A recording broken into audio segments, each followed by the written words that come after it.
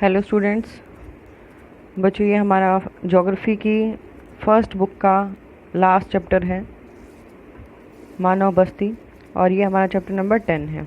इससे पहले के जो भी चैप्टर्स आपके सिलेबस में अब की बार आने हैं वो हम कंप्लीट कर चुके हैं। यदि आपने अभी तक नहीं किए हैं तो आप जो पहले वाली वीडियो है प्लेलिस्ट में आपको ज्योग्राफी मिलेगी, वहाँ से आप अपने पहले वाले चैप्टर देख सकते हैं। और जो चैप्टर्स अभी करवाए गए हैं वही अवेलेबल हैं, क्योंकि जो अब की बार डिलीट हो गए हैं वो चैप्टर मैंने नहीं करवाए हैं। तो ये है हमारा 10th चैप्टर, मानव बस्ती। तो देखो यहाँ पर मानव बस्ती, ये दो शब्द हमने ले लिए। मानव मतलब मनुष्य, बस्ती मतलब बसाव, रहना। तो यहाँ पर जो मानव बस्ती होती है वो कैसी होती है? जो स्थायी रूप से हो,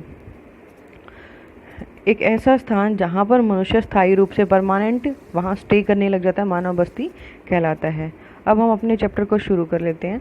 यहाँ पर जैसे बस्तियाँ हैं, बस्तियों, मानव बस्ती क्या है, बस्तियों को कितने आधारों पर बांटा गया है, ग्रामीण बस्तियाँ हैं, नगरीय बस्तियाँ हैं। तो यहाँ से हम शुरू करते हैं। हम सब मकानों के समूह में रहते हैं। मकानों के समूह मतलब जहाँ घर कंटिन्यू होते हैं। आप इसे ग्राम, नगर या एक शहर कह सकते हैं। और जहाँ साथ साथ मकान होते हैं हम उसे क्या बोल सकते हैं? गांव में। वो एक गांव भी हो सकता है, वो शहर भी हो सकता है, और वो एक नगर भी हो सकता है। यह सभी मानव बस्ती के एग्जाम्पल्स हैं। मानव बस्ती का अध्ययन मानव भूगोल का मूल है, कि जो मानव बस्ती है उसमें हम किसका अध्ययन कर रहे हैं? मनुष्य के बारे में ही अध्ययन करते हैं। तो जो मुख्य आधार है वो भी हमारा मानव ही है, क्योंकि किसी भी क्षेत्र में बस्तियों का रूप उस क्षेत्र के वातावरण से मानव का संबंध दर्शाता है। कि यदि हम किसी भी बस्ती का अध्ययन कर रहे हैं, जो उसका इन्वायरमेंट है वो इन्वायरमेंट का और मनुष्य के रिलेशन के बारे में हमें बताता है। एक स्थान जो साधारणतः स्थायी रूप से बसा हुआ हो उसे मानव बस्ती कहते हैं। जो यहाँ चैप्टर का नाम दिया गया है ये हमारी डेफिनेशन है। ये 1 नंबर के क्वेश्चंस में आ जाते हैं। मानव बस्ती किसे कहते हैं? तो एक ऐसा स्थान जहाँ पर मनुष्य स्थायी रूप से बसा हुआ हो उसे मानव बस्ती कहते हैं। मकानों का स्वरूप बदला जा रहा है, मतलब जो स्ट्रक्चर है घरों का वो बदला जा रहा है। पहले आपने देखा होगा कि जो गांव होते थे उसमें कच्चे मकान होते थे, लेकिन आज के टाइम में कच्चे मकान कम रह गए हैं। हम पक्के मकानों की तरफ आगे बढ़ रहे हैं, क्योंकि कच्चे मकानों की भी अपनी समस्याएं होती हैं। बहुत अधिक कंटिन्यू बारिश हो जाती है तो वो मकान हमारे ढह जाते हैं। उनके कार्य बदले जा सकते हैं, परंतु बस्तियां समय और स्थान के साथ निरंतर बसती रहती हैं। कि जो हमारे घर हैं उनका स्वरूप, स्ट्रक्चर बदला जा सकता है, उनके काम बदले जा सकते हैं, लेकिन जो बस्तियां हैं वो समय और स्थान के आधार पर निरंतर बसती रहती है। क्योंकि जैसे जैसे पॉपुलेशन अधिक होगी तो उसको रहने के लिए घर की ज़रूरत पड़ेगी। तो जो बस्तियां हैं वो निरंतर मतलब कंटिन्यू बसती रहेंगी। कुछ बस्तियां अस्थायी होती हैं, मतलब फिक्स नहीं होती हैं, वो टेम्परेरी होती हैं कुछ टाइम पीरियड के लिए, जिसमें निवास कुछ ही समय, जैसे कि एक ऋतु के लिए होता है। जैसे हमने ऋतु प्रवास के लिए जो पशुचारण था वो पढ़ा था, तो वो भी क्या था, जो चलवासी पशुचारण थे वो ऋतु प्रवास में एक स्थान से दूसरे स्थान पर प्रवास कर जाते थे।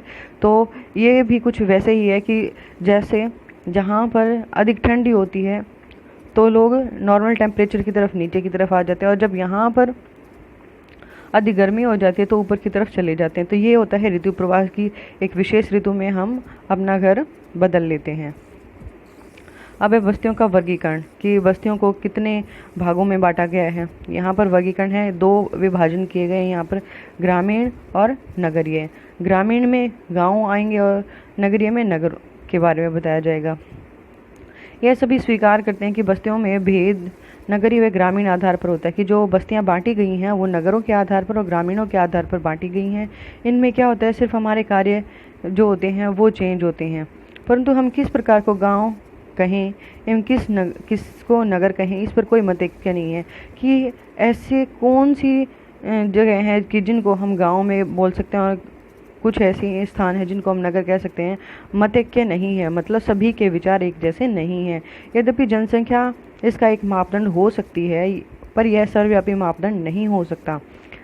इसमें जो एक मापदंड बताया गया है वो क्या बताया गया? पॉपुलेशन। कि पॉपुलेशन के आधार पर भी हम उसको देख लेते। गांव में जो जनसंख्या होती है वो अधिक मात्रा में नहीं होती है, और जो शहरों में होती है वो जो पॉपुलेशन होती है वो ज़्यादा होती है, क्योंकि रोज़गार की तलाश में लोग कहाँ की तरफ माइग्रेट करते हैं? नगरों की तरफ प्रवास करते हैं।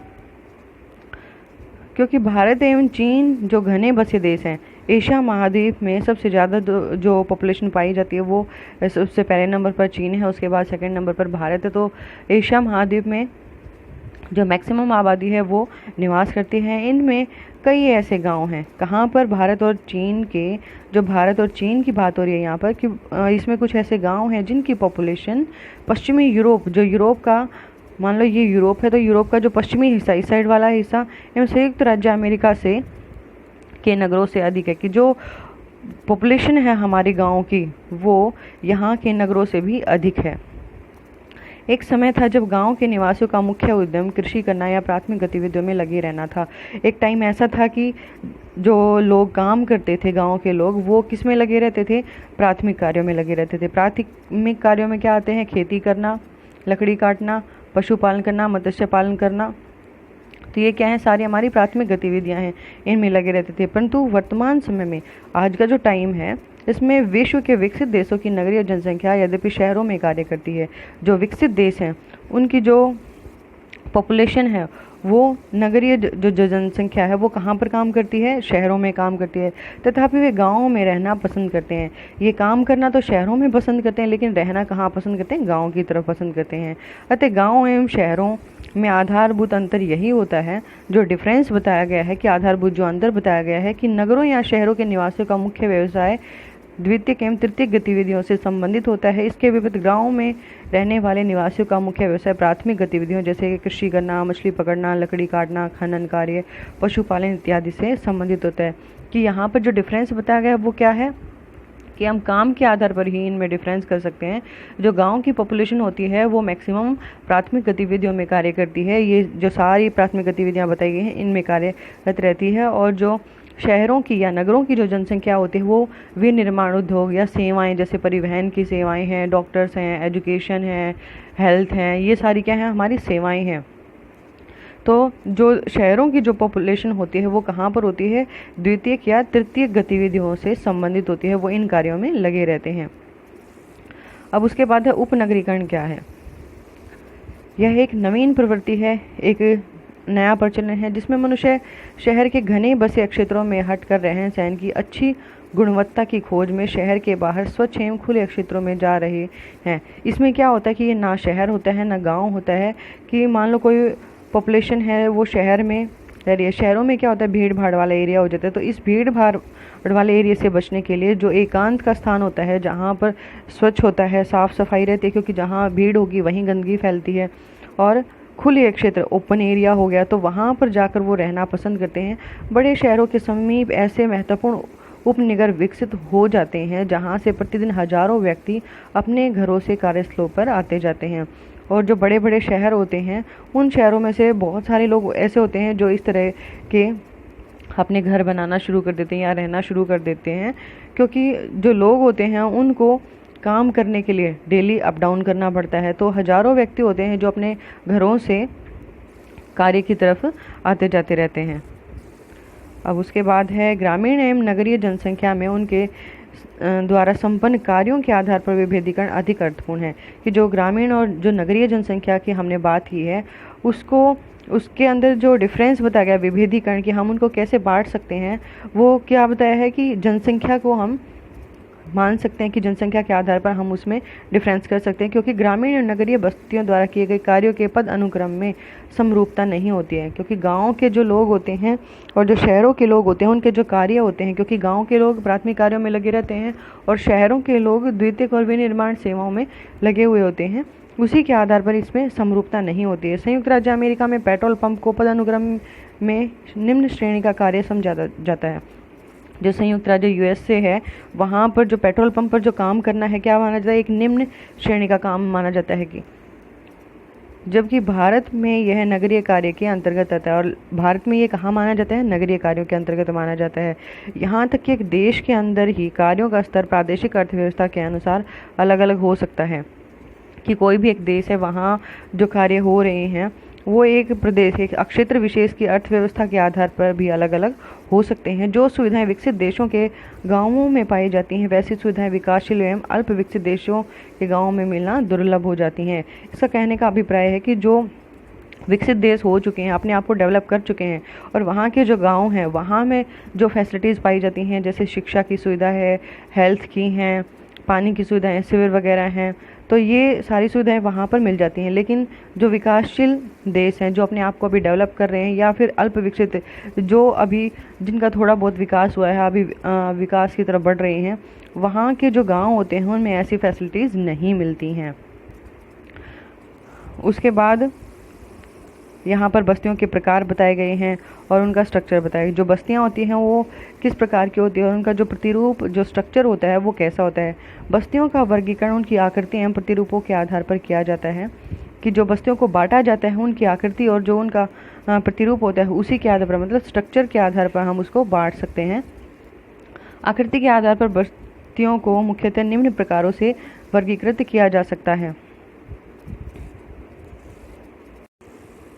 तो यहाँ पर जो डिवीज़न बताया गया है कि हम किसके आधार पर इनको बांट सकते हैं, यहाँ पर जो सबसे पहले नंबर पर है हमारी सहंत बस्तियाँ। यहाँ पर देखो, सहंत का मतलब होती है समीप, तो यहाँ समीप दोनों में से आया है, समीप और सहंत दोनों को इससे रिलेट कर लेना। आपको याद ना भी रहे तो ये याद करने का तरीका है कि सहंत का मतलब है समीप, तो दोनों में से आया है, मतलब जो पास पास होती हैं।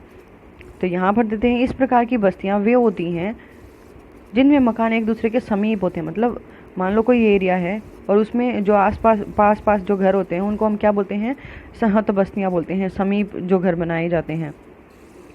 जैसे यहाँ पर ये पिक्चर्स में बताया गया कि जो घर हैं ये एक दूसरे से सटे हुए और पास पास बने हुए आपको दिखाई दे रहे हैं, ये है हमारा सहत बस्तियों का डायग्राम। उसके बाद आगे देखते हैं, जो इस तरह की बस्तियाँ होती हैं वो इस तरह की बस्तियों का विकास नदी घाटियों के सहारे या उपजाऊ मैदानों में होता है। ये बस्तियां कहाँ होती हैं, जो नदी घाटियों के सहारे, मतलब नदियाँ क्या होती हैं, नदियाँ जब बहकर आती हैं वो अपने साथ उपजाऊ मिट्टी को बहा कर लाती हैं, और जहाँ पर उसका निक्षेप होता है वो मिट्टी क्या होती है, उपजाऊ होती है, और उपजाऊ होती है तो वहाँ पर जो मूलभूत आवश्यकताएं होती हैं मनुष्य की, जैसे रोटी कपड़ा और मकान वाली, यहाँ पर नदियों के द्वारा उनको जल भी मिल रहा है, ज़मीन पर वो अपना घर भी बना सकते हैं, और खेती करेंगे तो वहाँ से भोजन और कपड़ा ये दोनों चीज़ भी हमें मिल जाती हैं। तो ऐसे स्थानों पर कहाँ पर रहते हैं, अधिक जनसंख्या कहाँ होती है, जो नदी घाटी के जो मैदान होते हैं, समतल एरिया होता है, वहाँ पर अधिक जनसंख्या निवास करती है। यहाँ रहने वाला समुदाय मिलकर रहता है, और जो लोग वहाँ पर रहते हैं वो आपस में मिलजुल कर रहते हैं। उनके व्यवसाय भी समान होते हैं, और वो जो काम करते हैं, रोजगार जिसमें वो काम कर रहे हैं वो भी समान होते हैं। अब है दूसरी हमारी परकीर्ण बस्तियाँ। ये हमारी परकीर्ण बस्तियाँ होती हैं दूर दूर, मतलब मान लो ये कोई एरिया है, उसमें एक घर यहाँ, एक घर यहाँ, एक घर यहाँ, एक घर यहाँ पर, उनके बीच में बहुत डिफरेंस पाया जाता है। तो ये होती है हमारी परकीर्ण बस्तियाँ। इन बस्तियों में मकान दूर दूर होते हैं, जो मकान है वो दूर दूर होते हैं, प्राय खेतों के द्वारा एक दूसरे से अलग होते हैं। और वो क्या होता है कि जैसे मान लो किसी का यहाँ पर खेत है, उसने अपने खेत के अंदर घर बना लिया, दूसरे व्यक्ति का यहाँ पर खेत है तो उसने अपना यहाँ घर बना लिया, तो वो क्या होते हैं, खेतों के द्वारा एक दूसरे से अलग हो जाते हैं। एक सांस्कृतिक आकृति, सांस्कृतिक में क्या होता है, हमारे धर्म से रिलेटेड जैसे पूजा पाठ है, रहन सहन है, भाषा वगैरह है, इनमें जैसे पूजा स्थल अथवा बाजार बस्तियों को एक साथ बांधता है।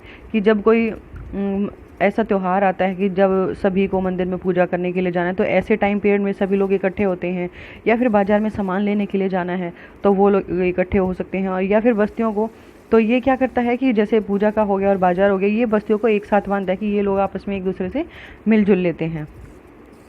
उसके बाद है हमारी ग्रामीण बस्तियाँ। यहाँ पर डायग्राम में देखो आपको दिखाया भी गया है कि जो परकीर्ण बस्तियों के घर हैं वो एक घर यहाँ पर है, कुछ घर यहाँ हैं, कुछ घर यहाँ हैं, कुछ यहाँ। तो ये क्या है, जो ज़मीनी एरिया है वो अलग अलग हो जाता है, वो उनके बीच में डिस्टेंस काफ़ी हो जाता है। ग्रामीण बस्तियाँ अधिक निकटता से तथा प्रत्यक्ष रूप से भूमि से नज़दीकी संबंध रखती है। वहीं संकीर्ण बस्तियों जैसा ये कि जो गांव में जो बस्तियाँ होती हैं वो एक दूसरे के निकट होती हैं, और प्रत्यक्ष रूप से वो किससे जुड़ी होती हैं, जो भूमि से नज़दीकी, क्योंकि ये किन कामों में लगे हुए होते हैं, प्राथमिक कार्यों में लगे हुए होते हैं। प्राथमिक कार्य वो सारे हैं जैसे मछली पालना है, लकड़ी काटना है, खेती करना है, पशु पालन है, तो ये सारे हमारे क्या हैं, प्राथमिक व्यवसाय हैं। यहाँ के निवासी अधिकतर प्राथमिक गतिविधियों में लगे रहते हैं। जो यहाँ पर रहने वाले लोग हैं वो प्राथमिक क्रियाकलापों में लगे रहते हैं, जैसे कृषि, मछली, पशुपालन, पकड़ना इत्यादि। ये सभी क्या है, प्रमुख व्यवसाय, मुख्य व्यवसाय माने जाते हैं। बस्तियों का आकार अपेक्षाकृत छोटा होता है। जो बस्तियाँ होती हैं वो छोटे आकार की होती हैं, उनका साइज छोटा होता है। ग्रामीण बस्तियों को प्रभावित करने वाले कारक निम्नलिखित हैं। अब जो ग्रामीण बस्तियाँ हैं उनको कौन कौन से कारक प्रभावित करते हैं, उन कारकों के बारे में पढ़ते हैं। जलापूर्ति। तो यहाँ पर देखो हमारा जो पहला कारक बताया गया है क्या है, जल आपूर्ति है। साधारणतः ग्रामीण बस्तियाँ जल स्रोतों या जल राशियों जैसे नदियों, झीलों एवं झरनों इत्यादि के समीप स्थित हो सकती हैं। कि जो ग्रामीण बस्तियाँ होती हैं वो कहाँ पर हो सकती हैं, जल के स्रोत जहाँ पर उचित मात्रा में अच्छे से जल उपलब्ध हो जाता है, ऐसी जल राशियों के पास, जैसे नदियों के पास, झीलों के पास, झरनों के पास, वहाँ पर ये गांव बसे हुए होते हैं जहाँ जल आसानी से उपलब्ध हो जाता है। कभी पीने की आवश्यकता लोगों को अन्यथा असुविधाजनक स्थानों जैसे दलदल से घिरे द्वीपों अथवा नदी किनारों के निचले क्षेत्रों में बसने के लिए प्रेरित करती है। और कई बार क्या होता है कि पानी की जो आवश्यकता होती है वो लोगों को ऐसी असुविधाजनक, मतलब जहाँ पर लोग आराम से नहीं रह सकते हैं लेकिन पानी के कारण उनको उन स्थानों में रहना पड़ता है, यह उनकी मजबूरी हो जाती है। दलदल से घिरे हुए द्वीप, ऐसे क्षेत्र जो जहाँ पर मिट्टी ऐसी होती है कि पैर रखो और पैर नीचे की तरफ धस जाता है, तो दलदल से घिरे हुए द्वीप हो गई। नदी किनारों के निचले क्षेत्र जो घाटियाँ हो गई, वहाँ पर बसने के लिए प्रेरित करती हैं। क्यों करती हैं? जल एक मेन रीज़न है कि पानी, हमारे सभी कामों के लिए हमें पानी की ज़रूरत पड़ती है। अधिकांश जल आधारित नम बिंदु बस्तियों में पीने, खाना बनाने, वस्त्र धोने आदि के लिए जल की उपलब्धि, ऐसे अनेक लाभ उपलब्ध होते हैं। फार्म भूमि की सिंचाई के लिए नदियों तथा झीलों का उपयोग किया जा सकता है। इन्हीं जल स्रोतों से वहाँ के निवासी भोजन हेतु मछली पकड़ते हैं और पानी में क्या किया जाता है, मछली पकड़ने का भी कार्य किया जाता है। नाव चलाने योग्य नदियों एवं झीलें जल यातायात के लिए भी प्रयोग की जा सकती हैं। तो यहाँ पर क्या है, लोग जो जहाँ पर नाव चलाई जा सकती हैं उन नदियों में या झीलों में जो कोई आकर्षण का केंद्र होती हैं लोगों का, तो वहाँ पर यातायात के लिए क्या होता है, उनको थोड़ा सा रोजगार भी मिल जाता है। तो ये था हमारा जलापूर्ति की। जल क्या होता है, एक मेन रीज़न होता है जिसकी वजह से लोगों को ऐसे क्षेत्रों में भी रहना पड़ता है जो उनके लिए कंफर्टेबल नहीं है। उसके बाद है भूमि। मनुष्य बसने के लिए उस जगह का चुनाव करता है जहाँ की भूमि कृषि करने के लिए उपयुक्त व उपजाऊ होती है। कहाँ पर रहेगा मानव? जहाँ जो भूमि उपजाऊ होती है, जहाँ खेती अच्छी ग्रोथ मिलती है और उपजाऊ होती है। यूरोप में दलदली क्षेत्र में, निचले क्षेत्र में बस्तियाँ नहीं बसाई जाती हैं। जैसे हमारे यहाँ पर पानी की कमी के कारण हम कैसे स्थानों पर भी रहना मजबूर हो जाते हैं, जो दलदली क्षेत्र होते हैं, द्वीप वाले क्षेत्र होते हैं जहाँ पर लेकिन हमें जल मिल जाए। लेकिन जो यूरोप है, यूरोप क्या करता है कि जो दलदली क्षेत्र है या फिर निचले नदी घाटी के क्षेत्र है वहाँ पर बस्तियाँ नहीं बसाते हैं, जबकि दक्षिणी पूर्वी एशिया में रहने वाले लोग नदी घाटियों के निम्न भाग तथा तटवर्ती मैदानों के निकट बस्तियाँ बसाते हैं। लेकिन एशिया का दक्षिणी और ये पूर्वी भाग, मतलब ये दोनों जो एरिया हैं ये क्या करते हैं कि ऐसे स्थानों पर अपनी बस्तियाँ बसाते हैं जो निम्न भाग, मतलब निचाई में होते हैं, और या फिर जो नदी घाटियाँ होती हैं उनके किनारों पर अपने घरों को बसाते हैं कि उन्हें नम चावल की कृषि के लिए सहायक होती है। क्योंकि ये जो जहाँ पर पानी की उपलब्ध, धान की खेती के लिए हमें किसकी आवश्यकता होती है, पानी की ज़रूरत होती है, सिंचाई बहुत अधिक मात्रा में की जाती है। तो ये लोग यहाँ पर रहना पसंद क्यों करते हैं? क्योंकि यहाँ पर चावल की खेती उनके लिए ईजी हो जाती है करनी। किसी भी क्षेत्र में प्रारंभिक आदिवासी उपजाऊ एवं समतल क्षेत्रों में ही बसते हैं। कि जो प्रारंभिक अधिवासी, मतलब उसमें निवास करने वाले जो लोग हैं वो कहाँ पर रहना पसंद करते हैं? मिट्टी उपजाऊ हो और समतल एरिया हो, फ्लैट एरिया हो, जहाँ पर यातायात की सुविधाएं, ये सारी चीज़ें मिल जाती हैं। क्योंकि जैसे जैसे हम पहाड़ी एरिया की तरफ जाएंगे तो वहाँ क्या होगा, परिवहन की सुविधाएं कम होती चली जाती हैं। उसके बाद है उच्च भूमि के क्षेत्र।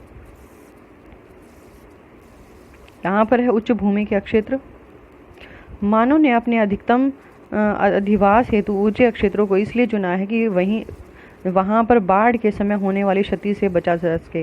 कई बार क्या होता है कि मनुष्य जो ऊंचाई वाले एरिया होते हैं उनको भी रहने के लिए चुनता है, पसंद करता है रहना। क्योंकि कई बार क्या होता है, ऐसे क्षेत्र जहाँ पर बारिश बहुत अधिक मात्रा में होती है, जैसे असम वाला एरिया है, यहाँ पर जो मेघालय, मासिनराम, चेरापूंजी, वहाँ पर क्या होती है, बारिश बहुत अधिक मात्रा में होती है। तो ये लोग क्या करते हैं, जो ऊंचे स्थान होते हैं वहाँ पर अपने घरों को बनाते हैं, या फिर जो बांस होता है, बांस के जो लट्ठे होते हैं उनके ऊपर अपने घरों को बचाते हैं, क्योंकि बाढ़ आने की स्थिति में क्या होता है, बहुत जैसे सांप है, कीड़े मकोड़े हैं, इनसे अपने आप को बचाने के लिए। तो देखो यहाँ पर बताया गया है, ये ऊंचे क्षेत्रों को इसलिए चुनते हैं कि बाढ़ के समय होने वाली क्षति, जो नुकसान, क्षति मतलब नुकसान, से बचा जा सके एवं मकान एवं जीवन सुरक्षित रह सके। और उनके जो घर होते हैं, क्योंकि जब बाढ़ आती है तो घर क्या होते हैं, बह जाते हैं, और जो जीवन भी होता है वो खतरे में पड़ जाता है। तो नदी बेसिन के निम्न भाग में बस्तियां नदी वेदिकाओं तटबंधों पर बसाई जाती हैं। जो निचले भाग होते हैं वहाँ पर नदी वेदिकाएं, जो नदी वेदिकाएं होती है, जो नदियों की धाराएं होती हैं, कई धाराएं बढ़ जाती हैं, उन वेदिकाओं में या फिर तटबंधों पर जो किनारे होते हैं वहाँ पर बसाई जाती हैं। अब उसके बाद है, क्योंकि ये भाग शुष्क बिंदु होते हैं, उष्णकटिबंधीय देशों के दलदली क्षेत्रों के निकट लोग अपने मकान स्तंभों पर मतलब जो बांस के मोटे मोटे लट्ठे होते हैं उनके ऊपर बनाते हैं, पिलर बनाकर बनाते हैं, जिससे कि बाढ़ एवं कीड़े मकोड़ों से बचा जा सके। कि यदि बाढ़ आ जाती है तो उनके घर बहेंगे नहीं और वो सुरक्षित रह जाएंगे, या फिर बाढ़ आने की स्थिति में सांप वगैरह या कीड़े मकोड़े वो अधिक मात्रा में हो जाते हैं, तो उनसे अपने आप को बचाव के लिए भी ये घर बनाए जाते हैं। उसके बाद है गृह निर्माण सामग्री। मानव बस्तियों के विकसित होने में गृह निर्माण सामग्री की उपलब्धता भी एक बड़ा कारक होती है। कि मनुष्य को जो घर बनाने के लिए, अपनी बस्तियों को विकसित करने के लिए घर निर्माण की जो सामग्री, घर बनाने की जो सामग्री है उसकी उपलब्धता, कि ऐसा स्थान जहाँ पर सारी चीज़ें घर बनाने के लिए उपलब्ध हो जाती हैं वो वहाँ पर भी रहना पसंद करते हैं, जहाँ आसानी से लकड़ी पत्थर आदि प्राप्त हो जाते हैं। जहाँ लकड़ी है, लकड़ी हो गई, पत्थर हो गया, वो आसानी से मिल जाता है, मनुष्य वहीं अपनी बस्तियाँ बसाता है। वनों को काटकर प्राचीन गाँवों को बनाया गया था। जो हमारे प्राचीन गाँव हैं, क्योंकि पहले जब आदि मानव था तो वो इतनी संख्या में नहीं थे, लेकिन जैसे जैसे परिवार बड़े हैं तो उन्होंने वनों को साफ करना शुरू किया, और वनों को साफ करके ही उन्होंने अपने गाँव को बनाया, जहाँ लकड़ी बहुतायत में थी। बहुतायत में मतलब बहुत अधिक मात्रा में थी। चीन के लोयस क्षेत्र में वहाँ के निवासी कंदराओं में मकान बनाते थे। ये क्या है, घास के क्षेत्र हैं लोयस के। अफ्रीका के सवाना प्रदेश, अफ्रीका के जो सवाना प्रदेश है ये भी घास के मैदान है। तो यहाँ पर क्या है, लोयस क्षेत्र में वहाँ के निवासी कंदराओं मतलब गुफाओं में अपने मकानों को बनाते थे, और अफ्रीका के सवाना प्रदेश में कच्ची ईंटों के मकान बनते थे। और जो अफ्रीका का सवाना प्रदेश है यहाँ पर कच्ची ईंटों के घर बनाए जाते थे, जबकि ध्रुवीय क्षेत्रों में जो एस्किमो, ध्रुवीय मतलब बर्फीले क्षेत्र, जहाँ पर बर्फ़ बहुत अधिक मात्रा में या ठंडे क्षेत्र होते हैं, तो वहाँ पर क्या होते हैं, एस्किमो, जो बर्फ़ में रहने वाले लोग हैं वो क्या बनाते थे, एस्किमो बनाते थे। मतलब ये इस टाइप में होता था कि ये इन्होंने बर्फ़ के, जो बर्फ़ होती है वो आइस क्यूब्स में जम जाते हैं, उन आइस क्यूब्स को जोड़ कर ये क्या होते हैं, बर्फ़ के अंदर नीचे अपना घर बनाते हैं, जिन्हें क्या बोला जाता है, इग्लू बोला जाता है। तो ये जो एस्किमो पर जाती है ये क्या बनाती है, इग्लू के घर बनाती है, इनको बोला जाता है इग्लू। उसके बाद है सुरक्षा। यहाँ पर सुरक्षा, राजनीतिक अस्थिरता, जहाँ पर पॉलिटिक्स जो पार्टी होती हैं वो आपस में लड़ाई करती रहती हैं, युद्ध या पड़ोसी समूहों के उपद्रवी होने की स्थिति में गांव को सुरक्षात्मक पहाड़ियों एवं द्वीपों पर बसाया जाता है। कि वहाँ पर क्या होता है कि राजनीतिक अस्थिरता हो गई, युद्ध हो रहे हैं आपस में, या एक देश के भीतर भी जो आपस में लड़ाइयाँ होती हैं, तो जो गाँव होते हैं वो सुरक्षित पहाड़ियों की तरफ या द्वीपों पर बसाए जाते हैं, ऐसे क्षेत्रों की तरफ जहाँ पर वो अपने परिवार को सुरक्षित रख सकें, या द्वीपों की साइड में बसाया जाता है। नाइजीरिया में खड़े इंसेलबर्ग अच्छी सुरक्षित स्थिति प्रदान करता है। अब ये जो नाइजीरिया का जगह बताई गई, ये ऐसी सुरक्षित मतलब वहाँ पर वो लोग सुरक्षित होते हैं। भारत में अधिकतर दुर्ग ऊंचे स्थानों अथवा पहाड़ियों पर स्थित होते हैं, और भारत में जो अधिकतर दुर्ग बनाए गए वो कहाँ पर बनाए गए हैं, ऊंचे स्थानों पर बनाए गए हैं या पहाड़ी क्षेत्रों में बनाए गए हैं। उसके बाद है नियोजित बस्तियाँ, जो प्लान करके बनाई जाती हैं। नियोजित बस्तियाँ जैसे सेक्टर्स वगैरह बनाए जाते हैं, सेक्टर्स में क्या होती हैं, सारी सुविधाएं होती हैं, वो सारा प्लान करके बनाया जाता है कि ये जो एक मकान है उसके बीच में इतना डिफरेंस होगा, पानी की सुविधा है, सीवर की व्यवस्था है, बिजली की व्यवस्था है, और दूसरा उनको सुरक्षा के लिए भी व्यवस्था उपलब्ध होती है। तो इस तरह की बस्तियाँ सरकार द्वारा बसाई जाती हैं, गवर्नमेंट के द्वारा बसाई जाती हैं। ग्राम वासियों द्वारा स्वतः जिन बस्तियों की स्थिति का चयन नहीं किया जाता है, सरकार द्वारा अधिकृत की गई ऐसी भूमि पर निवासों को सभी प्रकार की सुविधाएं जैसे आवास, पानी तथा अन्य अवसंरचना आदि उपलब्ध कराकर बस्तियों को विकसित करती है। तो यहाँ पर क्या होती है, जो गवर्नमेंट होती है जो गाँववासी अपनी बस्तियों के बारे में खुद चयन नहीं कर पाते हैं, डिसीजन नहीं ले पाते हैं कि वो कहाँ अपने घरों को बनाए, तो वहाँ जो गवर्नमेंट होती है उस एरिया को एक्वायर कर लेती है, उसको अपने अंडर में लेके वहाँ पर, तो ऐसी भूमि में जो निवासी होते हैं, वहाँ के जो लोग रहने वाले होते हैं, उनको सभी सुविधाएं देती है। उसमें क्या होता है कि मान लो गवर्नमेंट ने कोई एरिया ले लिया, लेकिन यहाँ पर जो बेनिफिट्स हो रहे हैं वो सारे गवर्नमेंट्स के पास जाते हैं, वो यहाँ पर रहने वाले लोगों को सुविधाएं उपलब्ध कराती है। जैसे आवास रहने की है, पानी की सुविधा है, और अन्य सुविधाएं जैसे बिजली की सुविधा है, सीवरेज की सुविधाएं, ये सारी सुविधाएं वहाँ के लोगों को उपलब्ध कराती है। इथियोपिया में सरकार द्वारा ग्रामीणीकरण योजना एवं भारत में इंदिरा गांधी नहर के क्षेत्र में नहरी बस्तियों का विकास इसके अच्छे उदाहरण हैं। कहाँ पर? इथियोपिया के बारे में बताया गया है कि वहाँ पे सरकार के द्वारा क्या किया गया है, ग्रामीणीकरण योजना है, उसके तहत घरों को बनाया गया है। भारत में जो इंदिरा गांधी नहर क्षेत्र है, वहाँ पर भी नहरों के साथ साथ नहरी बस्तियाँ बसाई गई हैं। अब है ग्रामीण बस्तियों के प्रतिरूप। ग्रामीण बस्तियों के प्रतिरूप मतलब स्ट्रक्चर जो है, आकृति जो है, उसके बारे में। ग्रामीण बस्तियों का प्रतिरूप यह दर्शाता है कि मकानों की स्थिति किस प्रकार एक दूसरे से संबंधित होती है, कि वो कैसे एक दूसरे से संबंधित होते हैं। गांव की आकृति जो स्ट्रक्चर होता है एवं प्रसार को प्रभावित करने वाले कारकों में गांव की स्थिति, समीपवर्ती स्थलाकृति एवं क्षेत्र का भूभाग प्रमुख स्थान रखते हैं। ग्रामीण बस्तियों का वर्गीकरण कई मापदंडों के आधार पर किया जाता है। कि जो ग्रामीण बस्तियां होती हैं वो उनको किन आधारों पर बांटा जाता है, उसमें काफ़ी सारी बातें ली गई हैं।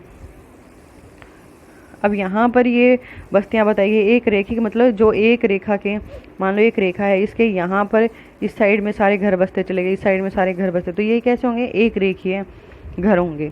ये क्या है, ये यहाँ पर आप देख सकते हैं कि ये पास पास भी नहीं है, थोड़ा थोड़ा इनके बीच में स्पेस भी है। उसके बाद है चौकपट्टी, जैसे क्रॉस की आकृति में चौकपट्टी हो गया कि ये इधर भी रोड जा रहा है, इधर भी रोड जा रहा है, और रोड के चारों तरफ ये क्या है, घर बने हुए हैं।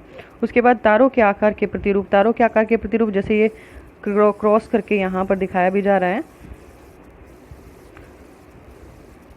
ये क्या है, तारे की आकृति के प्रतिरूप है कि जहाँ पर ये रोड यहाँ से, सड़कें यहाँ से निकल रही हैं, उनके इधर दोनों साइडों में घर बने हुए हैं। उसके बाद ये हैं टी की आकृति के, ये टी की आकृति, यहाँ पर जैसे टी की आकृति हो गई, यहाँ टी की आकृति हो गई, तो ये क्या है, टी की आकृति के हैं। उसके बाद है वृत्ताकार प्रतिरूप कि कोई भी स्थान है वृत्ताकार, जैसे कोई झील वगैरह है, उसके चारों तरफ घर बन जाते हैं, तो ये क्या है, वृत्ताकार मतलब गोलाई में, इसके यहाँ से रोड चला गया। उसके बाद है दोहरा प्रतिरूप। दोहरा प्रतिरूप में जैसे ये यहाँ पर दिखाई दे रहा है, ये है दोहरे प्रतिरूप के। अब विन्यास के आधार पर,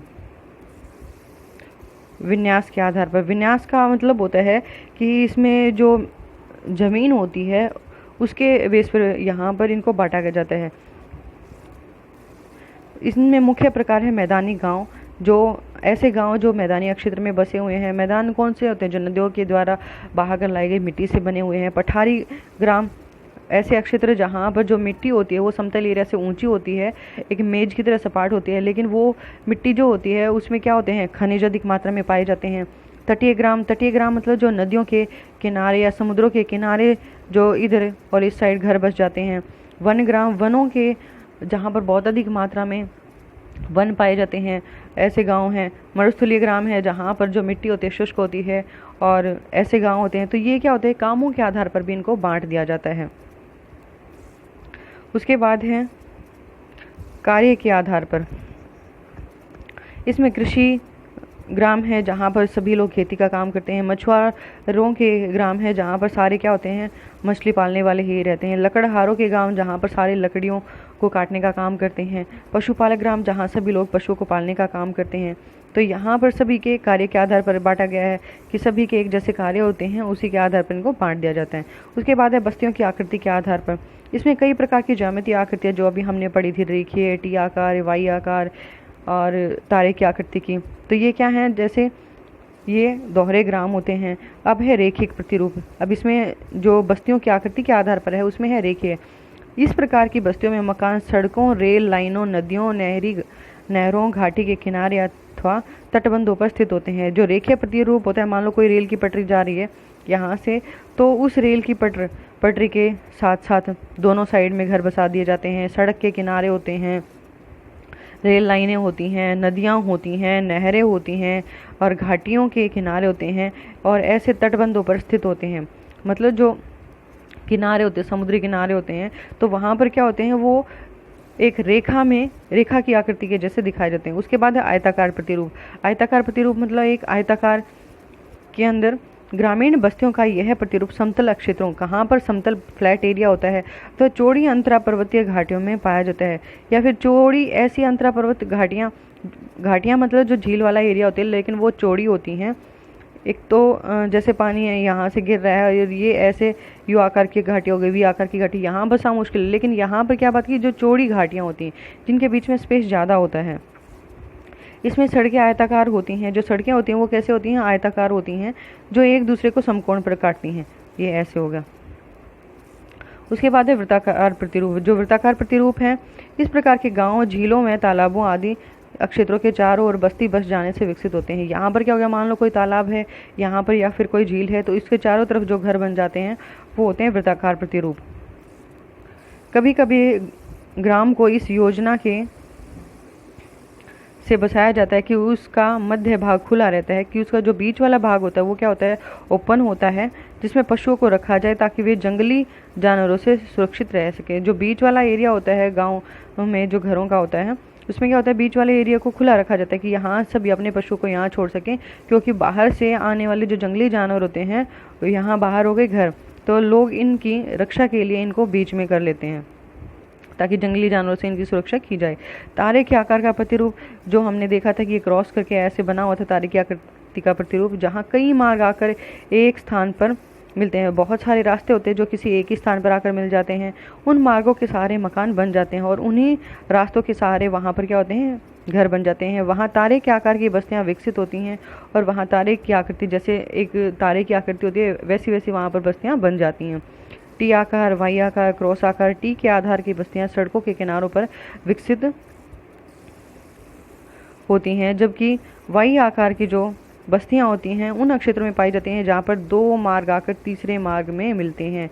जैसे यहाँ पर क्या हो गया, दो रास्ते आकर और किसी तीसरे रास्ते में मिल जाते हैं। क्रॉस आकार की बस्तियाँ चौराहों पर प्रारंभ होती हैं। जो क्रॉस आकार की होती हैं वहाँ पर क्या होते हैं, चार रास्ते होते हैं, जहाँ चौराहे से चारों दिशाओं में बसाव आरंभ हो जाता है और इस चौराहे से क्या होता है, चारों दिशाओं की तरफ लोगों का बसाव शुरू हो जाता है। उसके बाद हम देखते हैं ग्रामीण बस्तियों की समस्याएं, कि जो ग्रामीण बस्तियां हैं उनके सामने कौन कौन सी समस्याएं आती हैं, लोगों को किन किन समस्याओं का सामना करना पड़ता है। विकासशील देशों में ग्रामीण बस्तियों की संख्या अधिक होती है। जो विकासशील देश है, मतलब जो अभी अपने आप को डेवलप कर रहे हैं, विकसित देशों की बात नहीं हो रही, विकासशील देशों की बात हो रही है, तो वहाँ पर क्या होती है, गाँव की संख्या अधिक होती है, ग्रामीण बस्तियों की संख्या अधिक होती है एवं इनका आधारभूत ढांचा भी अविकसित होता है और जो इनको बनाने का तरीका होता है वो भी क्या होता है, अविकसित होता है। ये नियोजकों के सम्मुख बड़ी चुनौती और सुअवसर प्रस्तुत करता है। नियोजक मतलब जो प्लान करके किसी भी बस्ती को डेवलप करते हैं, बनाते हैं, उनके सामने एक चुनौती होती है कि कैसे यहाँ पर सारी सुविधाएं उपलब्ध कराई जाएं और उनके लिए सुअवसर मतलब एक अच्छे अवसर भी उपलब्ध कराते हैं, रोजगार के अवसर उन्हें मिलते हैं। विकासशील देशों में ग्रामीण बस्तियों में जल की आपूर्ति भी पर्याप्त नहीं होती है। यहाँ पर क्या होता है, जो विकासशील देश हैं, जो ग्रामीण बस्तियाँ हैं उनकी, वहाँ पर जल की जो आपूर्ति होती है, जो जितना जल उनको ज़रूरी होता है काम के लिए, डेली काम के लिए चाहिए, उसकी भी आपूर्ति पर्याप्त रूप में नहीं होती है। आज भी बहुत सारे ऐसे गांव हैं, जैसे दिल्ली में ही हम ले सकते हैं, कि वहाँ पर जो पाइपलाइंस है वो नहीं लगी हुई हैं, जो गवर्नमेंट की तरफ से पानी आता है वो नहीं आ पाता है, लेकिन यहाँ पर टैंकरों के द्वारा पानी उपलब्ध कराया जाता है। पर्वतीय एवं शुष्क क्षेत्रों में निवासियों का पेयजल हेतु लंबी दूरियों तक तय करनी पड़ती हैं। या फिर जो पर्वतीय और शुष्क क्षेत्र होते हैं, पर्वतीय ऊंचाई पर क्षेत्र हैं, शुष्क क्षेत्र हैं जहाँ पर बारिश कम होती है, सूखे क्षेत्र हैं, वहाँ पर लोगों को पेयजल के लिए, पीने के जल के लिए भी लंबी दूरियों को तय करना पड़ता है। लंबी दूरी तय करके उनको अपने लिए पीने के पानी को लेकर आना पड़ता है। जल जनित बीमारियाँ, जल से होने वाली बीमारियाँ जैसे हैजा, पीलिया आदि सामान्य समस्याएं हैं। ये क्या है, जो पानी से होने वाली बीमारियां हैं और ये क्या है, सामान्य बीमारियां हैं। दक्षिणी एशिया के देश प्राय बाढ़ एवं सूखे से ग्रस्त होते हैं। जो दक्षिणी एशिया मतलब जो एशिया का दक्षिणी भाग है, यहाँ पर क्या होता है, बाढ़ एवं सूखे से, कि यहाँ पर बाढ़ की समस्या आ जाती है लोगों के सामने, सूखे की समस्या है, या तो पानी इतना अधिक हो जाता है कि जो खेती वो वहाँ पर करते हैं वो वैसे नष्ट हो जाती है, या फिर सूखा की बारिशें नहीं होती है, बिना पानी के कारण भी वो जो फसलें होती हैं नष्ट हो जाती हैं। सिंचाई की सुविधाएं कम होने से कृषि कार्य पर भी प्रभाव पड़ता है, और जो सिंचाई की सुविधाएं हैं वो भी कम होने के कारण जो कृषि के काम हैं उनमें भी असर दिखाई पड़ता है, प्रभाव पड़ता है। शौच घर एवं कूड़ा कचरा निस्तारण की सुविधाएं नगण्य होती हैं, कि शौच घर मतलब जो आज के टाइम में सभी कोशिश कर रहे हैं कि शौच घर मतलब टॉयलेट्स की बात हो रही है यहाँ पर, या फिर जो कूड़ा कचरा हमारे घरों से निकलता है उसका निस्तारण, कि उसको कैसे निपटाया जाए, ये सारी सुविधाएं भी नगण्य है मतलब शून्य है, जिससे इन क्षेत्रों में स्वास्थ्य से संबंधित समस्याएं रहती हैं। फिर ऐसे क्षेत्रों में क्या हो जाती हैं, हेल्थ प्रॉब्लम्स शुरू हो जाती हैं। मकानों की रूपरेखा एवं उनके लिए प्रयुक्त होने वाली गृह निर्माण सामग्री हर पारिस्थितिकी प्रदेश में भिन्न होती है, कि जो मकानों की रूपरेखा की वो कैसे कैसे बनाए जाते हैं, और उसमें जो बनाने के लिए जो गृह सामग्री हमें चाहिए है, निर्माण सामग्री, वो वहाँ का जो एरिया है उसके ऊपर डिपेंड करता है, वो सभी प्रदेशों की अलग अलग होती है। जो मकान मिट्टी, लकड़ी एवं छप्पर के बनाए जाते हैं उन्हें भारी बारिश एवं बाढ़ के समय काफ़ी नुकसान पहुँचता है, कि ऐसे स्थान हैं जो आज भी किससे बनाए जाते हैं, मिट्टी से बनाए जाते हैं, लकड़ी या छप्पर से बनाए जाते हैं। तो वहाँ पर क्या होता है, यदि भारी बारिश हो जाती है तो वो बाढ़ के समय में उन्हें काफ़ी नुकसान होता है, क्योंकि हर वर्ष उनके उचित रख रखाव की आवश्यकता करनी पड़ती है। अधिकतर मकानों की रूपरेखा भी ऐसी ही होती है जिसमें उपयुक्त समर्थन नहीं होता है, जो हवा पास करने की सुविधाएं होती है वो नहीं होती हैं। ऐसी एक ही मकान में मनुष्य के साथ पशु भी रहते हैं, और ऐसा क्या होता है वहाँ पर एक ही मकान में जो मनुष्य होते हैं, मनुष्यों के साथ वहाँ पर पशु भी रहते हैं। इसी मकान में पशु शेड और उनके चारों को रखने की जगह भी होती है, और यहाँ पर क्या होता है, पशुओं के लिए शेड बनाई जाती है, छाया एरिया बनाया जाता है जहाँ पर वो धूप में अपने आप को बचा कर रख सकें, और चारा को रखने के लिए भी जगह होती है।